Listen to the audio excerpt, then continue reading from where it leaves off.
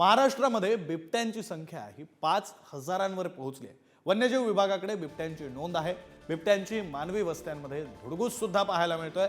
Rescue दल निर्माण करण्यासाठी वन विभागाला अपयश येत आहे। 15 बचाव दलाची वन विभागाला सध्या नितांत गरज आहे। बिबट्यांची मानवी वस्त्यांमध्ये बिबट्यांचा धुडगूस सुद्धा सुरू आहे। रेस्क्यू दल निर्माण करण्यासाठी वन विभागाला अपयश येते, तर 15 बचाव दलाची वन विभागाला सध्याच्या घडीला नितांत गरज आहे। कारण महाराष्ट्रात बिबट्यांची संख्या ही आता 5,000वर पोहोचली। वन्य विभागाकडे या संदर्भातली नोंद सुद्धा आहे। 5,000 इतकी बिबट्यांची संख्या झाली आणि मानवी वस्तीमध्ये या बिबट्यांकडून धुडगूस सुद्धा घातला जातोय आणि त्यावर नियंत्रण मिळवण्यासाठी म्हणून सध्या रेस्क्यू दल निर्माण करण्यासाठी वन विभागाला अपयश येत असल्याचं सुद्धा समजतंय। बिबट्यांची संख्या ही महाराष्ट्रामध्ये 5,000वर पोहोचली। 15 बचाव दलांची वन विभागाला सध्याच्या घडीला नितांत गरज आहे। प्रतिनिधी छगन जाधव आपल्यासोबत जोडले गेलेले आहेत, त्यांच्याकडून या संदर्भातला तपशील घेऊया।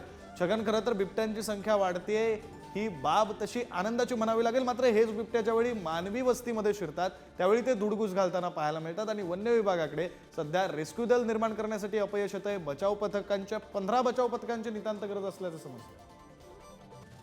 नक्कीच विक्रांत, आपण पाहतोय की बिबट्यांची संख्या राज्यामध्ये वाढलेली आहे। ही जरी आनंदाची बाब असली तरी मात्र वाघानंतर जर बघितलं तर सर्वाधिक खुकार वन्यजीव म्हणजे बिबट समजला जातो आणि याची संख्या जर बघितली राज्यात तर आता 4,800च्या जवळपास बिबट्यांची संख्या असल्याची नोंद जी आहे ती वन्यजीव विभागाकडे असल्याचं आपल्याला माहिती सध्या मिळते आहे।